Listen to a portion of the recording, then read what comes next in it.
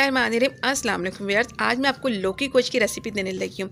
लौकी गोश्त बनाने के लिए मैंने 1.5 किलो लौकी ली है, उसको पानी से वॉश कर लिया। अब इसका निचला हिस्सा जो है वो अलग कर लेना है और फिर पिलर की मदद से इसका मोटा छिलका उतारना है।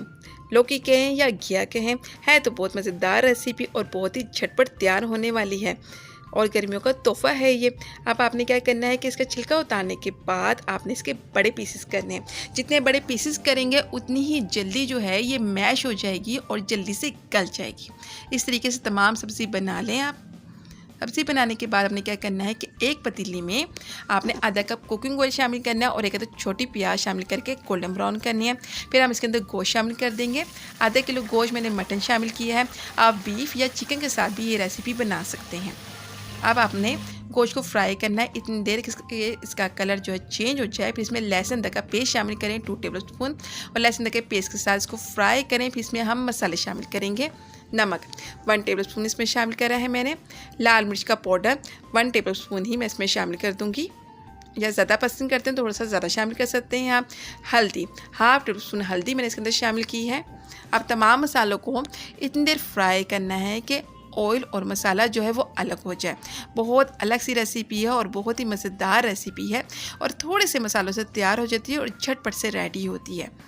ऑयल और मसाला 2 से 3 मिनट में अलग हो जाएगा। चूल्हे का फ्लेम लो कर दें और इसमें लौकी शामिल कर दें जो हमने पीसेस में कट कर ली थी। तमाम लौकी इसके अंदर शामिल कर दें। अब आप इसके अंदर जो है थोड़ा सा पानी शामिल करें। आधा कप पानी इसके अंदर शामिल करें ताकि गोश्त जो है वो गल जाए और बहुत लो फ्लेम पे इसको पकाएं। हल्की आंच पे आप इसको पकाएं। तकरीबन 1 घंटे के लिए कवर करके इसको हल्की आंच पे पकाएं और 1 घंटे के बाद ये गल जाएगा इंशाल्लाह। 1 घंटा हो गया है। दोनों चीज़ें जो हैं देखें नरम हो गई हैं। मैं इसमें टमाटर शामिल करने लगी हूँ। 4 अदद दरमियाने साइज़ के टमाटर मैंने छिलका उतार के शामिल किए हैं। थोड़ा सा इसको मिक्स करूँगी और फिर मैं इसको दोबारा कवर करके रख दूँगी। 5 से 10 मिनट के लिए मैं इसको कवर करके पकाऊंगी ताकि टमाटर भी गल जाएं। 10 मिनट हो गए हैं, टमाटर भी गल चुके हैं। अब आपने क्या करना है कि टमाटर और घिया यानी कि लौकी अच्छे तरीके से मैश कर देनी है।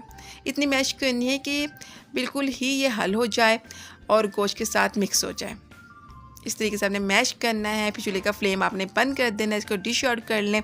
हरी मिर्च और हरा धनिया के साथ गार्निश करें। रेसिपी को लाइक शेयर कमेंट ज़रूर कर दीजिएगा। मिलते हैं एक और नई रेसिपी के साथ। शुक्रिया। अल्लाह हाफिज़।